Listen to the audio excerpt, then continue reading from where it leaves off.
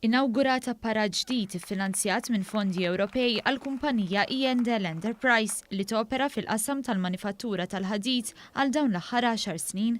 Il-kumpanija hija waħda minn bosta li applikat għal skema tal-Business Enhance illi bija qed tiġi appoġġjata b'170,000 euro minn investiment totali ta' kważi 500,000 euro. One News tkellem mas-sit tan-negozju Joseph Camilleri illi qal li permezz ta' dan l-investiment in-negozju se jintroduċi magna ġdida b'teknoloġija avvanzata f'Malta fl-industrija speċifika. Il-magna hija xi ħaġa li tagħmel bejn 40 u 60 tunellata ħadid kuljum ta' travi.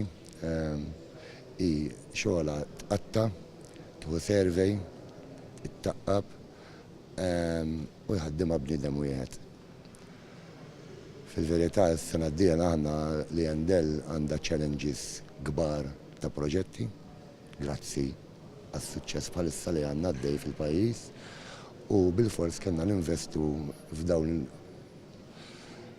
il-machines biex aħna nkunu nistgħu nkopru u nikkompetu ma' nies barranin fl-Ewropa fil-pajjiż tagħna stess. Is-Segretarju Parlamentari għal Fondi Ewropej Aaron Farrugia fisser kif sal-lum diġà ngħataw 13 miljun euro permezz ta' din l-iskema biex jappoġġjaw mal-200 intrapriża ta' daqs żgħir jew medju. Dan huwa ingredient importanti biex ikomplu jagħmlu suċċess huma, jkomplu jħadmu aktar nies, jkomplu jinvestu fl-istess industrija u jħarsu lejn orizzonti ġodda.